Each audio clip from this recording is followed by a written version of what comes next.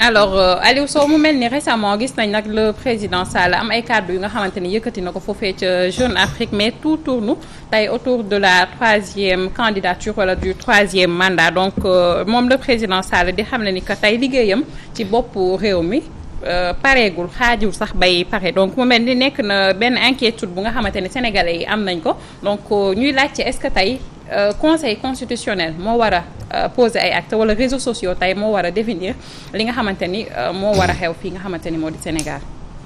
oui c'est vrai que Macky Sall moom moo ne président Macky Sall moom moo ne kenn du amul droit wax ci affaire u troisième mandat. mu am ñoo xam ne wax nañ ci ñoo am mu dàq leen. parce que nee na déggaluñ ko parce que daf leen waxoon ni moom du. justement kenn warul wax ci waxu troisième mandat nañu concentré wu ci liggéey bi mu leen jox.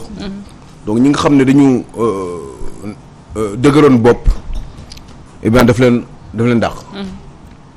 je pense à maître Moussa Diop ancien patron de la société Dakar Dem Dikk.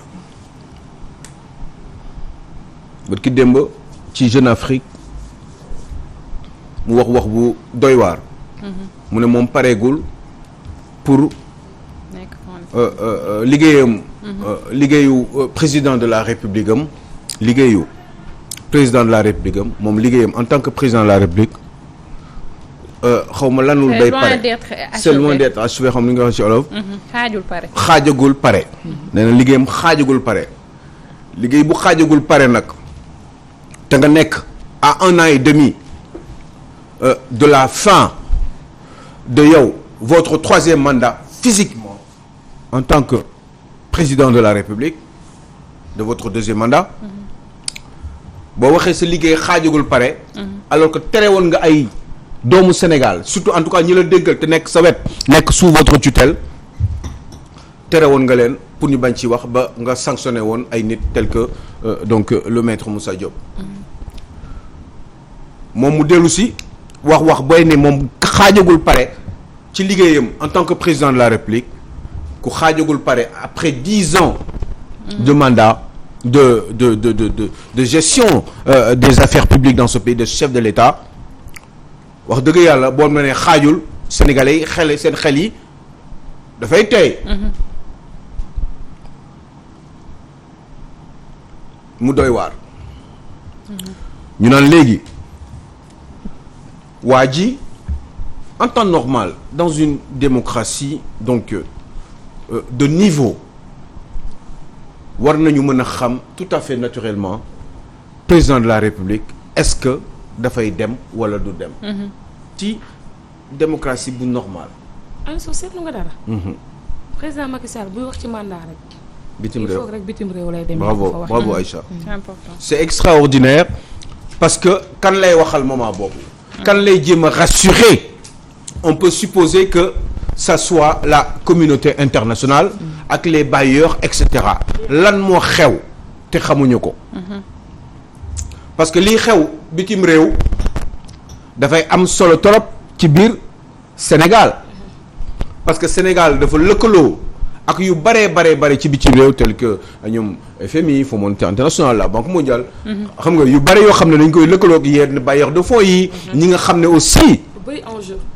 ay pétrole gaz yëpp dafa séq ak ñoom ndax ñooñu am na ñoo xam ne avance nañu déjà seen xaalis pour liggéey bi nga xam ne moom moo war a def en sorte que au finish teenu pétrole yi commencé di jolli et que tout le monde en profite en tout cas ceux qui ont avancé leur argent maanaam ñi nga xam ne ñu dugal seen xaalis moo tax may laaj ana lu tax mu wax boobu mu wax ko bitim réew mandat bu xaajagul jeex alors que en principe théoriquement moom selon li mu waxoon moom ses propres dires à lui en tant que nit kese dafa waxoon ni mandat yi verrouillé na ko bii mooy deuxième bi et que c'est fini bu ko yàlla defee mu amaat beneen mandat un deuxième ce sera terminé définitivement pour lui ba ñu commencé coow gi bari ñuy nekk di wax léegi est-ce que ci deuxième la nekk wala est-ce que ci troisième mu poser un énorme problème alors que j'ai toujours pensé que ni wax parole dafa am solo ci nit. donte nit nga wax dafa am solo waaye dafa am sa parole tënkul yow muy man muy Macky Sall muy keneen tënkul réew mi li ko tënk. mooy ay yoon loi yoo xam ne dañ ko tëral. te loi yooyu ci ci gëstu. di ci wax te am ci le dernier mot ce n'est donc personne d'autre que le conseil constitutionnel. mais Aliou Sow. le président Macky Sall tey li mu wax nii nga yaakaar ne bett na kenn. un président de la République bu ñuy woo en point de presse fin d'année nga toog un journaliste di la poser question sur ce mandat ndax da nga fay yemale walam déet nga ne du ma ne waaw du ma ne déet ndax su ma nee waaw sama léeg-léeg su ma ne déet sa lii loolu déjà rek c'était une réponse boo xam ne waroon ngeen attendre à ce que le président de la République jéem a briguer un 3e mandat. mais ba tey aussi wóoruñu ndax dina briguer de. c'est ça le truc c'est que on ne sait pas. 18 mois sax defegu na. waaw mais loolu c'est pas encore sûr. tey kàddu yu muy yëkkati fële bitim réew est-ce que nekkul da koy defalee ñi nga xam ne ñooy liggéey. mais moom waxugul sax kat mooy dauphin. bon interprétation bi. ku ci nekk mën na am interprétation. mais nag vraiment bu fekkente ne du kii mën na wax ne deux numéro 2 APR. waaw d'accord non attends. xam nga pareeguma man damay wax ci pareeguma ku nekk mën na ko interpréter. mën nga ne kii de demagul. mën nga ne tamit leneen lay wax. day wax ne pour gars yi pour mu solli gars xam nga wax bi. waaw mais attends. non man non. on ak yow léegi Aliou Sow. la réflexion bu fekkante ne le président de la République par exemple wax na pareeguma nga jël ko ci phrase su Abdoulaye Wade bi mu naan je régnerai 50 ans xam nga du moom du régner 50 ans. mais ay njabootam ñu ngi régner 50 ans. mais le président Macky Sall moom na génn par la grande porte en 2024 et puis revenir après pour méthode Medvedev Russie. Voilà. C'est possible. Ouais, on pousse la réflexion. On peut pousser justement la réflexion, on peut même justement prolonger l'interprétation ci ay ci kii yu bari. parce que kii Poutine l'avait dit pareeguma ci Poutine Vladimir l'avait fait avec justement Medvedev. donc Medvedev ñu teel ko benn mandat il est revenu et on sait très bien que moom Poutine en tout cas bësam wóor na moom pareegul pour donc dem bàyyi mandat président de la République parce que je crois que il s'assure encore à vouloir garder la Fédération de Russie pendant encore un certain nombre d'années moo tax justement léegi question bi xam nga mooy lan bu ñuy réfléchir ni ensemble mooy parce que effectivement bi ko Macky Sall waxee réseaux sociaux yi ñu ci bari mi ngi doon toj mu nekk ñi nga koy yàq et cetera machin donc voilà c'est compliqué léegi mais est-ce que mais finalement pour affaire u mandat rek pour ñuy déglu mais kan moo war a décider ni Macky Sall am na droit am beneen mandat waaw wala déet parce que nit ñi finalement am nañu droit ku nekk ne man lii laa bëgg man bëgguma lii man dañ naa lii et cetera joxe xalaatam dans une vraie démocratie dëgg-dëgg comme bërki démb ni conseil constitutionnel décidé ni direction générale des élections li def du yoon et que ñii dañ leen may ñu dem xoolaat seen liste defaraat ko ba mu baax parce que dañu am droit principe bu démocratie mooy am nañu droit participer ci ay élections donc lu détail boobu waru leen gàllankoor donc conseil constitutionnel dafa ñëw wax ko ñëpp d'accord ci kenn waxul boobu tout le monde a reconnu le conseil constitutionnel tout le monde waa léegi conseil constitutionnel ëllëg ñëwee moo war a décider loolu waaw bés bu décider moom lu ko neex moom conseil constitutionnel. du réseaux sociaux du internet. du réseaux sociaux wala Cheikh Diagne Gomis wala man. ñoo war a wax am nañu droit am suñu xalaat. non lu ko neex dans le sens je m'entends bien quand je dis ça. dans le sens que ni moom moo am le dernier moom moo am seen i xalaat dafa am juróom-ñaari ñoo xam ne dañ leen fal pour loolu comme ni ñu leen falee barki dem ñu décider ni direction générale des élections li ñu def baaxul. ñu corriger ko. ñooñu bés bu ñuy continuer di corriger des fois nga corriger mu nekk dans le sens des intérêts de Fatima. ëllëg nga décider mu nekk dans le sens des intérêts de Aïcha. ou peut-être le lendemain encore dans mes intérêts à moi. donc mais en attendant de quoi faudrait-il tenir compte est-ce que du intérêt général des fois moom moo am solo parce que des fois ñu jël ay décisions yoo xam ne loi dafa métti. bu boobaa mun na la bañ a neex mais da nga ko war a nangu parce que da nga ne démocrate nga ndax ëllëg mun na tourner ci yow dans le sens positif. alors maintenant question bi moom mooy. conseil constitutionnel mooy li ma doon wax foofu keroog c'est un petit peu le prolongement de la réflexion de la semaine dernière par rapport ak conseil constitutionnel. Est-ce que am na crédibilité véritablement.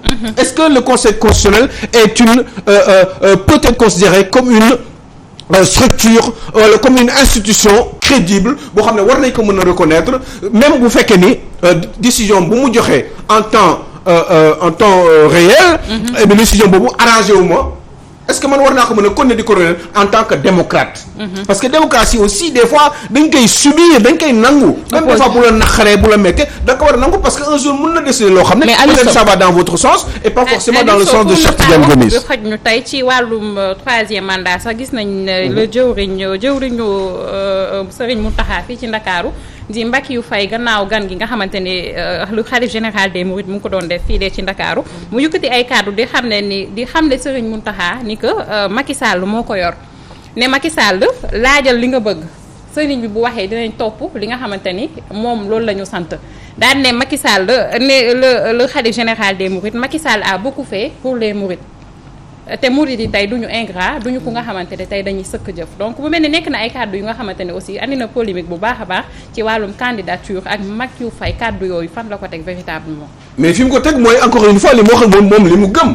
moom Mbackiyou Faye et peut-être une certaine partie de la communauté mouride. xaw ma ndax c'est dans sa majorité wala dans une certaine façon benn espèce de minorité. wala yooyu xamuma mais je sais que ni li mu wax moom daf ko wax de manière officielle. te benn mouride taxawul wax leneen parce que évidemment man tey jii nii j'aurais beau réfléchir waaye man tey jii nii man li Mbackiyou Faye wax. wax dëgg yàlla man su ma daloon dama naan waaw man sëñ Mountakha lu mu wax laay def j'arrête de réfléchir toog j'arrête de réfléchir donte li ma xalaat ci troisième mandat wax naa ko ba pare wax naa ko je l'ai dit partout dans n'importe quelle émission donc foofu j'arrête de réfléchir donc li mu wax nii boo ko tenir par rapport à la constitution est-ce que man personnellement sama maturité en tant que démocrate est-ce que mët na dëgg. parce que man am naa lu ma tënk ci sama àdduna je parle pour moi. en pensant aux autres aussi. parce que finalement tey jii nii man bëgguma troisième mandat. bëgguma ko. il faut le dire. mais waaw je parle pour moi. et je crois que ñu bari ñu koy xalaat. waaye léegi man tey bu ñu waxoon bu ma déggoon rek ni diw ni comme ni ko sëñ Saliou xawoon na defee. ak Abdoulaye Wade. mais moi j'arrête de réfléchir. j'arrête même de parler. donc yaa ngi dégg donc yooyu faisant ça fait que ñun Sénégal c'est un pays sociologiquement extrêmement complexe. dans leur façon dans leur conception qu'ils ont en général de leur vie. seen dundin quoi seen dundin ñoom seen dundin boobu muy seen dundin en tant que religieux seen dundin en tant que doxalin seen dundin en tant que seen culture et cetera c'est très compliqué moo tax comme conseil constitutionnel moom moo ñu tënk rek te mooy justement ce que j'appelle moi en général la colonne vertébrale. li nga xam ne moom moo tax Sénégal taxaw. parce que colonne vertébrale ay sa ñi nga toogee nii suñu amuloon suñu colonne vertébrale baaxuloon du ñu mën a toog nii du ñu taxaw dañuy tëdd donc colonne vertébrale bi moom mooy constitution bi te dañ ko war a respecter di ko aar ba pare di def en sorte que muy gën a crédible pour que dans l'avenir bu waxee dara ñëpp mën koo respecter parce que bërki démb dégg ngeen ni coow bariwul bi mu décidé par rapport ak la direction générale des élections waaw loolu parce que opposition bi waxuñu parce que ça c'est dans leur sens. non amee ma poser question rek laa bëgg a def man cëpp te ma xam. non Aïcha waxtu wi xoj nañu sinon rek duñu sport duñu people Aliou Sow non Aliou Sow vraiment waxtu wi daf ñu xoj ñu lay jaajëfal. c'est toi qui décides. question bu neex la woon. question bu certainement ay affaire du ma la ko message. non Aliou Sow non il faut ma que kii la ko off the record. léegi sport ñu jëli sport.